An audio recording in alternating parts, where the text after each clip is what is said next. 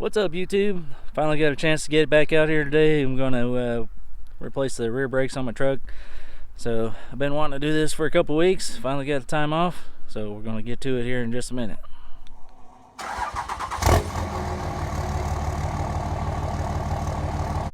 Alright, so the first thing we're going to do is get the truck jacked up and get the tires off.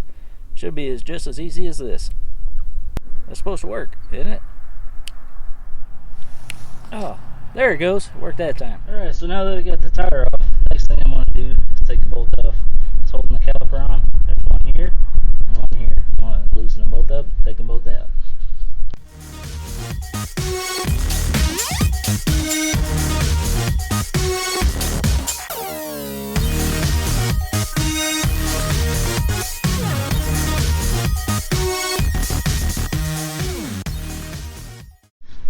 Okay, that top bolt's hard to get to, not being able to do it with my ratchet, so I'm going to have to grab a wrench so I can loosen that bolt up. I got my wrench, now I'm going to loosen this bolt if I can.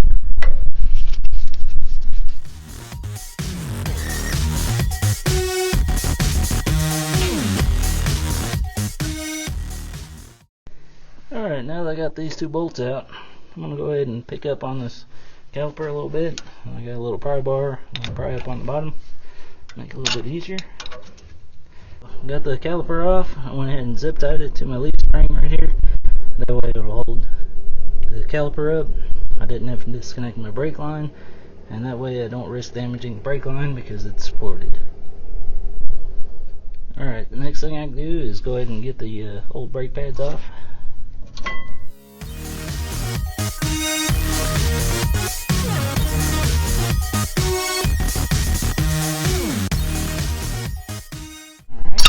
Take these metal clips off, so we've got new ones to replace them with. But since I'm changing the rotor out, I got to get this bracket off, and there's a bolt on the bottom and a bolt on the top that I need to take loose. In order to do that, got my ratchet and the cheater bar. And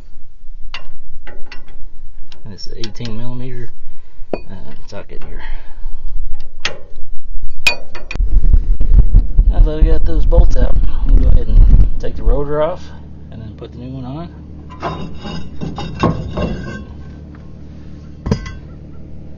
While you're in there, you probably want to inspect your brake parts for your emergency brake, which is inside here.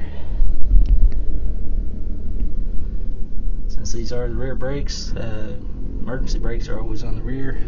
Looks like the pad's still got some life to them, but I need to get this cleaned up before I put it back together. It's time for me to go ahead and start reassembling with the new parts. Here we go. I'm going to start by putting the bracket back on, and I'll get back to you. But the next thing I'm going to do is I need to take these pistons and go ahead and get them slid in to the caliper. And the way I'm going to do that is I'm going to take one of the old brake pads and put it over that, and I'm going to use a C-clamp. And with the C-clamp, I'm going to squish this down, and I'll show you how that goes here in a minute.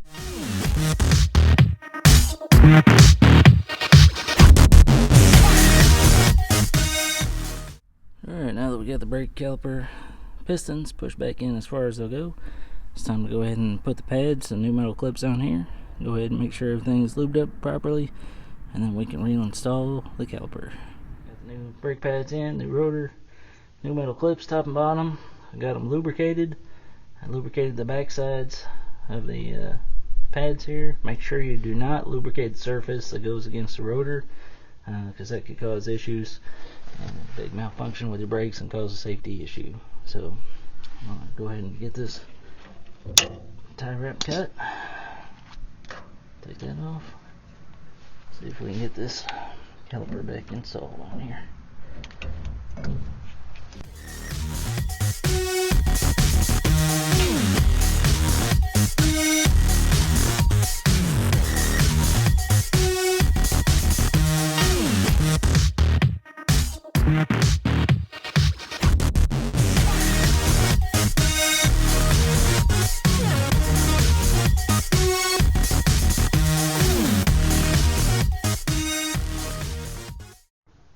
Now that we we got the caliper put back on, we got the bolts tight to hold the caliper in place, we can go ahead and get the tire put back on.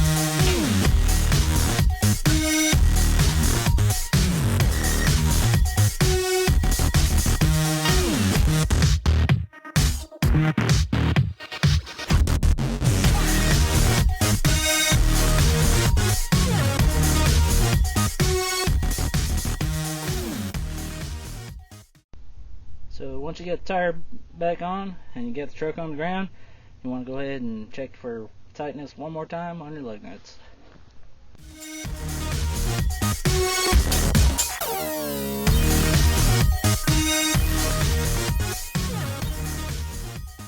So once you get one side done, you just got to do the same thing to the other side.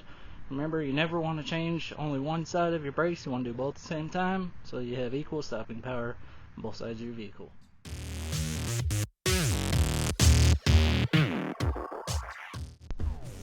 So I just wanted to show you these rotors here. This is the rear passenger side rotor.